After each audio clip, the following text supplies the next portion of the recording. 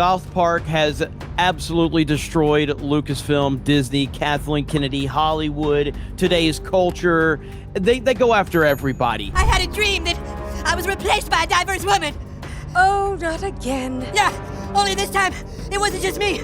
They were taking all my favorite people and replacing them with diverse women complaining about the patriarchy. Pro-Disney side, they're going to be so upset over this. That's actually the best explanation I've heard as to why Disney movies all suck. On one side, we've got Rachel Zegler, Disney's once shiny Snow White, whose live-action reboot flopped harder than a fish on hot concrete. On the other, Trey Parker and Matt Stone South Park's twisted geniuses, who've made $1 billion empire out of roasting celebrities alive over an animated campfire. And this week, they threw Rachel directly into the flames. It all went nuclear thanks to a South Park episode that didn't just shade Rachel, it decimated her. Told you I was having all these dreams that I was a fat little white boy and you guys are all white boys too, and now look, y'all actually turned into them. I've told you there's no such thing as Disney executives who replace everyone you love with diverse women who complain about the patriarchy. Now be a big boy. Will you check under the bed and make sure there's no Disney executives under there?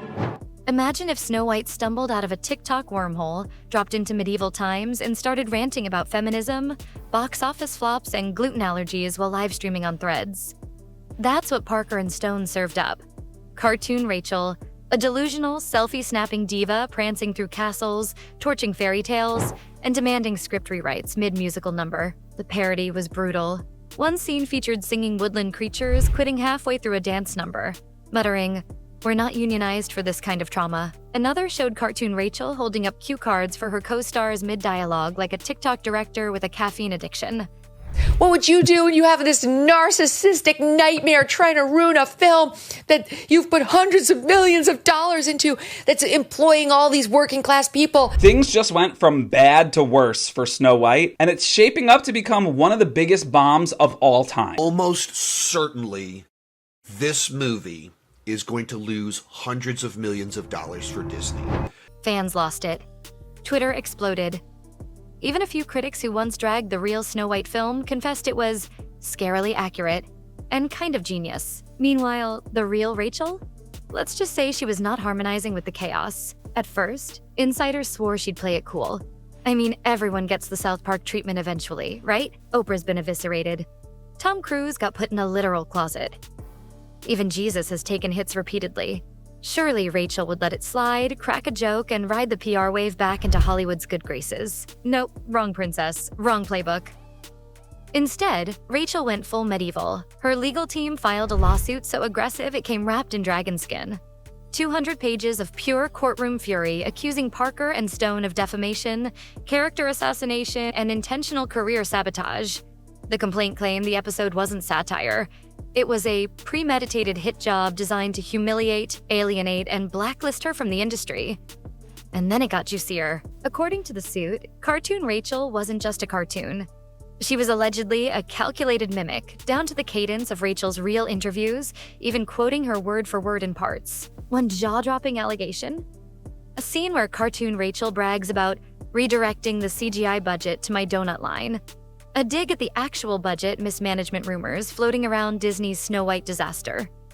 Her team says that line alone lost her 2 endorsement deals and a studio lead role. One casting director reportedly told her agent, "We don't want to be the next punchline." Translation: Rachel's phone is about as dry as a SAG picket line in August. Hollywood tried to pretend it wasn't watching, but everyone was watching. Executives murmured about free speech, comedians rallied around South Park, and lawyers whispered about this being the biggest satire lawsuit since Scientology tried to sue everybody with a pen. Parker and Stone? Silent. Which in their world is more terrifying than 1,000 press releases. No jokes, no tweets, not even a wink. Just dead air, the kind that screams, "We're already working on the sequel." And here's the kicker. Rachel's legal crusade might have done more damage than the episode. Now, every late-night host, Twitter troll, and meme lord on Earth has fresh material. And South Park? Well, they just scored another viral hit, possibly their most infamous one since Trapped in the Closet. So what's next? Will the lawsuit stick? Will the court side with the princess or the pyro clowns of animation?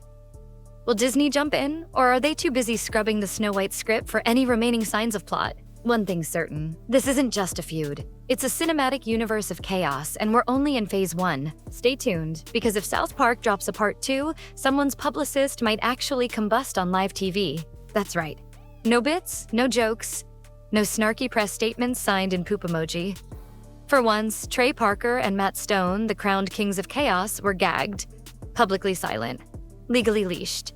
But behind closed doors, sources say the two were popping off like a roast session in Hell's Green Room. The jokes were flowing like tequila in a Vegas divorce. Meanwhile, across town in the glossy manicured hills of I'm Still Famous, damn it, Rachel Zegler was on her own emotional roller coaster, part ironclad resolve, part crying in her Range Rover energy.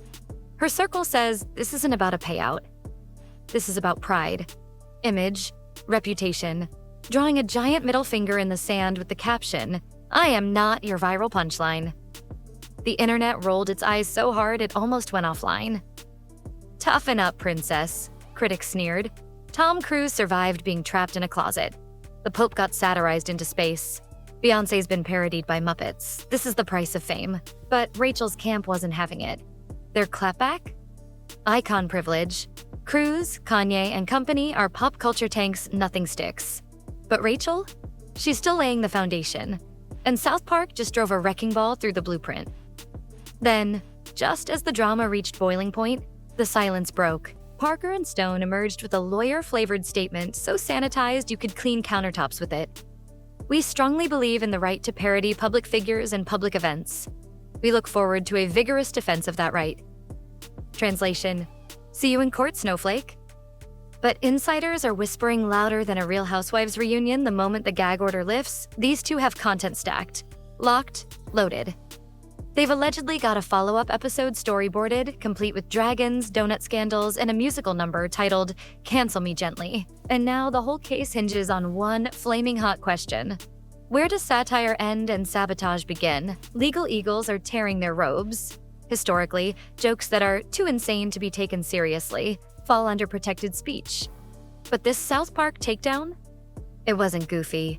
It was surgical, razor sharp. And Rachel's lawyers claim it blurred the line so hard it left a bruise. Instead of attacking comedy head-on, Rachel's team pulled a PR judo move reframing the case as emotional warfare, not censorship. No, kill the comedians here. Just a young woman standing up when a punchline feels more like a pile driver. Cue the late-night talk show redemption arc. Rachel showed up in full heartbroken glam. Mascara unbothered, vulnerability set to 11, and a tearful soundbite that instantly got clipped, gif-ed, and remixed. I love satire, but I draw the line at career arson. Some fans crowned her a modern-day Joan of Arc. Others said she was leading a holy crusade for the Church of Fragile Egos. Meanwhile, the internet? Absolute war zone. Team Rachel versus Team South Park turned TikTok into Thunderdome. Memes flew, threads burned, YouTubers started live streaming their takes with popcorn ASMR. Rachel rolled in, flanked by a legal phalanx Navy power suit, side glance precision, and posture that screamed, "Try me." Inside the courtroom, Rachel's attorneys didn't just make a case, they made it cinematic. They zoomed in on the now notorious gag of cartoon Rachel screaming, "Modernization isn't cheap, peasants," while cash literally rained from the sky. They called it slander in high def, a mockery so on brand it blurred into belief. The defense? Pure South Park energy. This is the same show where Santa wrestled Satan and talking towels get high. You think anyone's confusing us with 60 Minutes? Then they drop the mic with a warning. Choke satire, and you're killing comedy itself faster than Netflix cancels things. The judge, clearly having the time of their life, refused to dismiss the case. Instead, they said, "Let the jury decide. Let's see if the average TikTok scrolling American can tell the difference between satire and a smear campaign." Boom. Trial confirmed. TikTok, Twitter, and cable news buckled under the weight of hot takes. Outside, it was chaos couture. Cameras flashed, reporters screamed. Parker and Stone tossed off winks about free speech fashion, while Rachel gritted a dazzling smile that said, "I may be crying, but I'm winning. This isn't just a lawsuit anymore. It's a generational clash between edgy comedy and curated celebrity. A legal landmine where punchlines could cost millions and one wrong tweet could end careers. Satire, censorship, reputation, power. And through it all, one question still explodes across the timeline. When does a punchline stop being funny and start being fatal? Stay tuned. Because in this trial of jokes versus justice, we're not just watching the drama, we're living it.